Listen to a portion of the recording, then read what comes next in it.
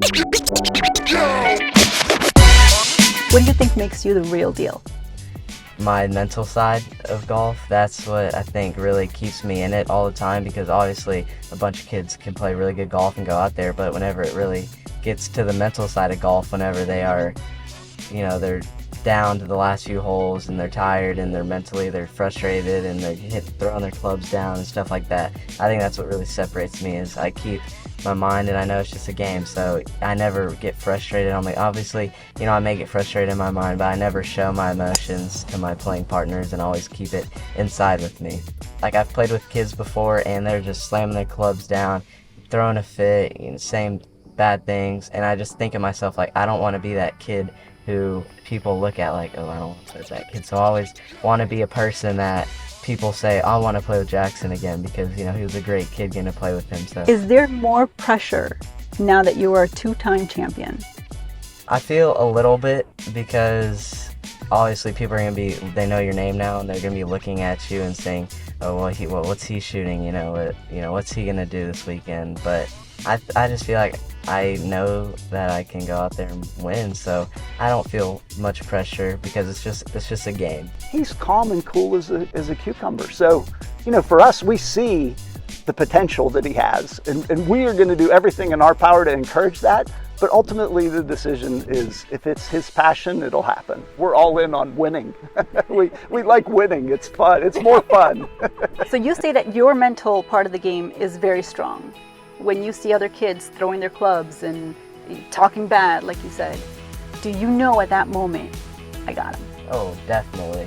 Whenever they're playing really good golf and they have a few bad shots and they're throwing it, and they're just losing it. They're losing their cool, and you know that if you stay cool, they're gonna look at you like, they'll know that, okay, well, this kid actually has it under control, and I'll be completely under control. And not showing, you wouldn't know if I just hit it to 5 feet or if I hit it off the green into the bunker.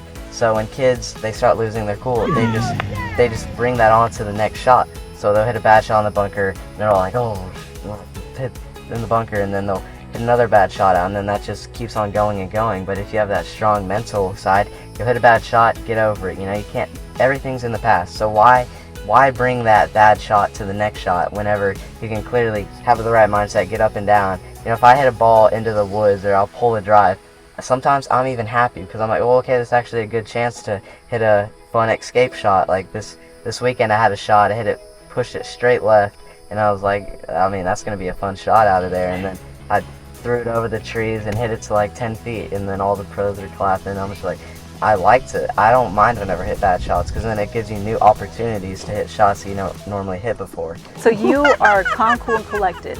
You're very laid back attitude, but you've got a killer mentality. You're a killer on the golf course. How do you do that? You really just got to stay humble in what you do, because anytime I make a birdie putt, I don't really, fist bumps and all that. I don't really do that stuff. I just kind of stay cool. Like, okay, you've been here before. Like Joe Paterno from Penn State. I'm a big Penn State fan. He said, act like you've been there before. So, if you make a birdie putt, don't go like going crazy and stuff. Act like you've been there, done that, and I know, because from experience, like when I was a kid, kids will, they'll just be super good and they'll make all those birdie putts and they just stay so calm, like they've done that before. And that would always make me so mad as a kid. And so I've kind of turned into that player, like, okay, like you know how to compete, so you're just gonna act like you've been there before. Obviously, I want to have that fire in me, but I try to keep it under control. Jackson is your miracle baby. Why? Well, he was a huge surprise. We had been trying for, 10 years. My parents, they adopted a few kids. Their first kid, my brother Alex, adopted him when he was 3 in Ukraine. And then they ended up adopting my brother Ben when he was a baby in Oregon. I think they tried for a lot of years trying to have me. If we had given up at that point, we tried every type of fertilization treatment to try to have a baby during that whole time. And so he was conceived in London, and I came back and got the ultrasound and the pregnancy test, and it was the surprise of a lifetime for sure. Jackson, how long have you been playing golf? I started out with a real club when I was 3, and so, my cousin cut down a club for me, and I would go out and just hit balls. And then when I was 6, I played my first tournament. I always really enjoyed it, being out there with my dad, getting to play, so that's what started me into it. He gravitated towards the sport quite quickly. He's a very mature kid. He's 14 now, and his maturity is beyond his years. You aren't just a good golfer. What other sports do you play? You're an overall athlete. So start off the season with basketball for school. Last year we won districts, and this year couldn't quite. We went 11-1, so I'm point guard, so I've always played basketball my whole life. And I played some flag football early on, but then whenever I got into actually tackle football, I decided I didn't want to play because I don't want to hurt myself for golf. Last year, I told my dad that I wanted to go out for tennis, and I go out, and then I won districts 7th grade, and then this year we just had districts, and so I won districts again for tennis, basketball, tennis, and golf. And you're a champion in all three. In all three, yeah. So that's just that competitive side of me. Always wants to be the best at anything I can do. How do you manage it all? You actually go to school. You're not homeschooled, so you have a very busy schedule. It's pretty tight during basketball. You have to wake up at 5:30 to go to practice every morning for a few months, and then after school, that's during winter. The golf course is 30 minutes away, and it gets dark at 5, and I get out of school at 3:30. So it's really hard to go out there and practice, but I manage my time very wisely. I'll make it work with all my time schedules, and sometimes I'll practice tennis at my golf course. Do you feel like playing in these big tournaments, small tournaments, just all this tournament experience that you mentioned that you have, that it helps you just when you're in the biggest tournament ever, like nationals, worlds, you just take it as, I've been here before, it's just another tournament. Obviously playing all the big tournaments as a kid helps out for that, because you're not as nervous, and you know that, okay, yeah, I've played a bunch of tournaments like these before, so why can I not go out here and play good in this one? Obviously there's plenty of times before the big win that you have to go through trial and error on learning how to compete in these tournaments and what, everything you need to do to be a champion. Miracle baby to champion. How does that feel? Very exciting. What happened at Summer Nationals was a culmination of a lot of hours on the golf course, for sure. So your dad also seems very laid back, very chill, kind of a calm, cool, and collected guy. I talk too much. How does that help you? How does that translate into how you play your game? I would say it helps a ton, because you see some of these dads out here, and they're just yelling at, like, the son will hit a bad shot. And I've played with so many kids before where, they hit a bad shot, it's out of their will, and their dad will be like, why'd you hit that shot there? Why? And they're just on their son the whole round and yelling at him for bad shots and what to do and stuff. And my dad's just sitting there laid back, like, okay, like, he knows that I can do what I do. He also knows that golf's just such a game of randomness. Anyone can go out there, and that's what's so great about golf, is anyone can go out there and shoot a great score. And the reality is that there's a whole bunch more mountains that he's got to climb. He's on ground zero right now as he goes up into what his goals are. Going from never winning a big tournament before to going from winning Summer Nationals, how do you think that boosted your confidence to go into Winter Nationals and then winning it again? Oh, it boosts your confidence so much, knowing that you can go out there and win these tournaments, because before I've never really won anything, so you're just I've played golf so many tournaments, and you're just like, when am I going to get that one? When am I going to get that win?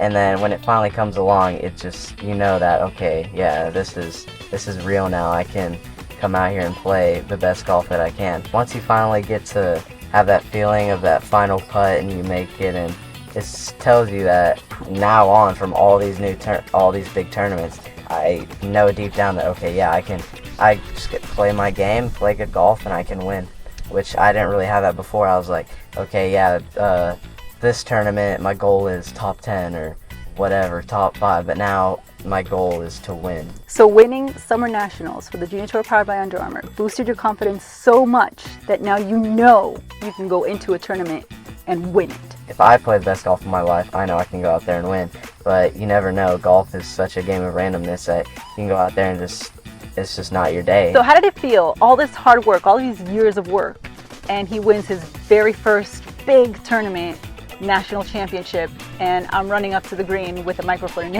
your face? Yeah, very exciting. She was crying. I wasn't crying because I'm a little more not as emotional as I'd say my wife is, but just so proud of that time and that effort. And that battle was truly an epic battle. That second day, the pressure was on the entire day, and you could feel it between both Davis and Jackson and Aiden.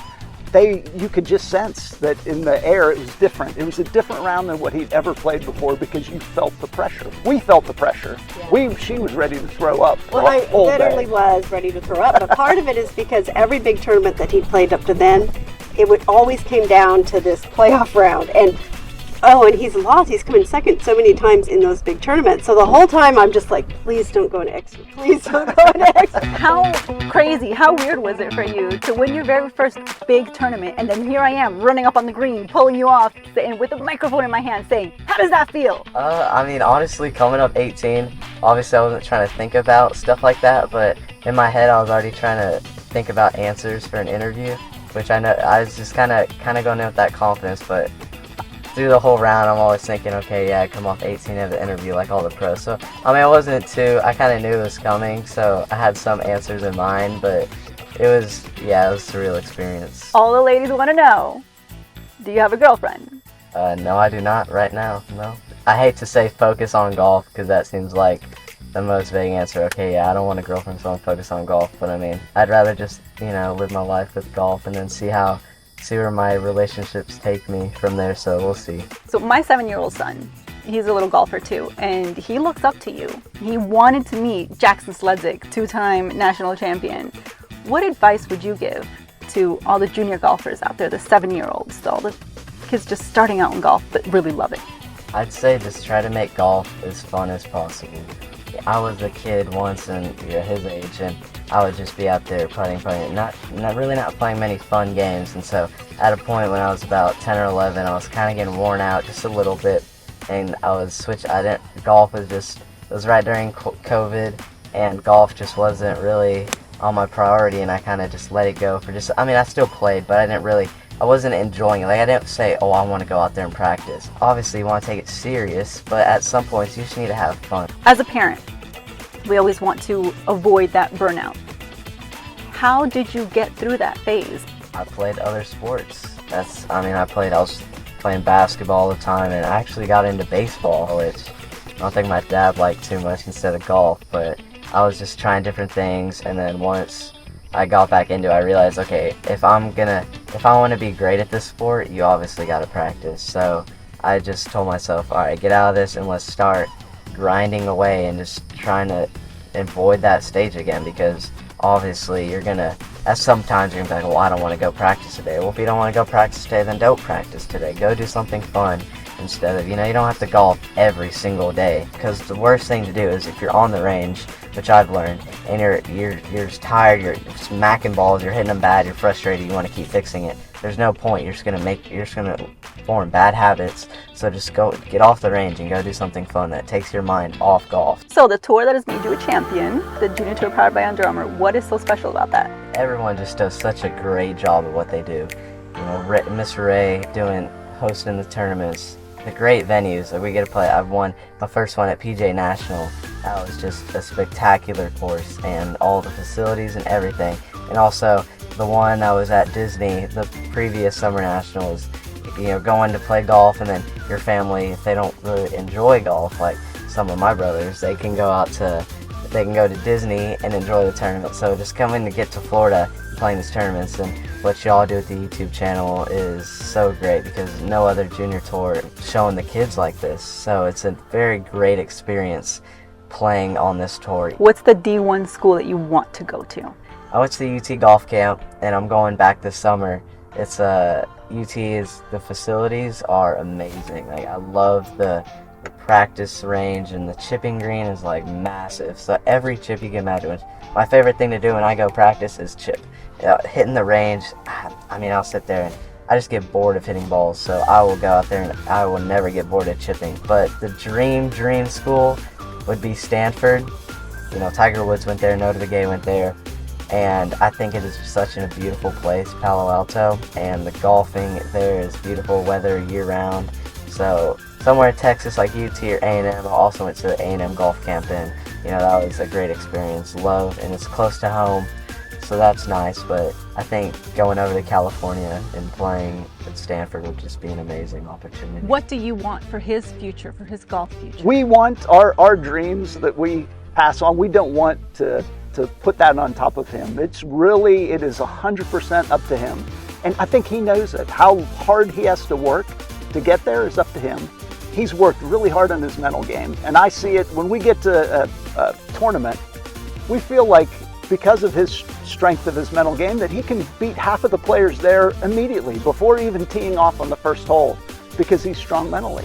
And so he's mature and he's learned that and he's really grinding to get better at that. Yeah, we have a glass half full approach to life. Wouldn't trade it for the world. Just the experiences that we've had, and especially now on the golf course, it's a lot of fun. And we're living the dream. It doesn't get better than this. What do you want your golf future to be?